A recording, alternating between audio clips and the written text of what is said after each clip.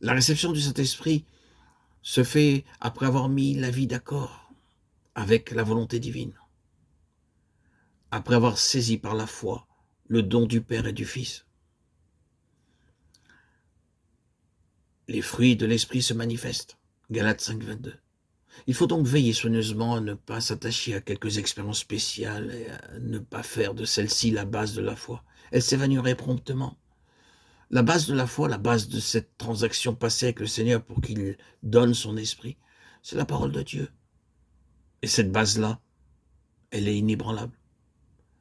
À cette réception initiale du Saint-Esprit succède un temps de préparation. L'Esprit de Dieu conduit le croyant et lui révèle cette plus grande onction, ce revêtement de puissance nécessaire pour le service du Seigneur et le combat contre Satan et les puissances du mal. D'aucuns disent avoir passé des heures en prière sans avoir obtenu ce qu'ils demandaient. D'autres ont passé des semaines, des mois à attendre quelques-unes des marques ou manifestations qui, dans leur pensée, devaient accompagner le baptême du Saint-Esprit. Et une puissance est tombée sur eux, que plus tard, de par ces manifestations, ils ont reconnu être une puissance satanique. D'autres ont véritablement reçu le baptême du Saint-Esprit. Mais comme ils ignorent tout ce qui est du domaine spirituel, ils ont accepté en même temps les contrefaçons des mauvais esprits dans leur corps ou leur âme, ou dans les deux.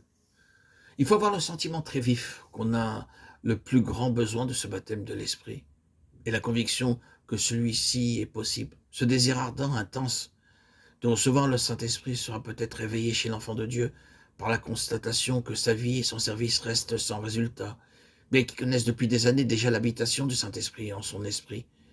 Ou bien il y aura chez lui difficulté d'expression pour rendre témoignage au Seigneur, ou encore un manque presque complet de puissance dans ce combat contre les légions infernales où l'Église primitive fut si puissante. Et ceci l'amènera à soupirer après le revêtement d'en haut.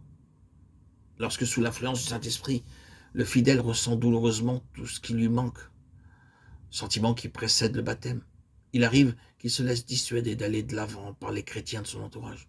Ceux-ci, n'ayant pas atteint un même degré de vie spirituelle, assurent que ce revêtement d'en haut n'est plus notre temps, que celui qui recherche ce baptême fasse abstraction des opinions humaines, qu'il aille directement à Dieu pour s'assurer par lui-même de la pensée du Seigneur.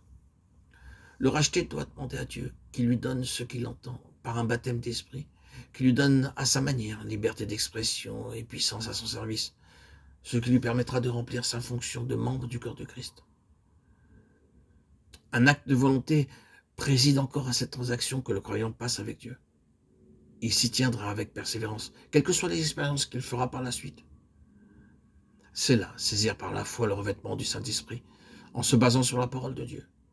Christ nous a rachetés, ayant été fait malédiction pour nous, afin que nous ressuscions la promesse de l'Esprit par le moyen de la foi.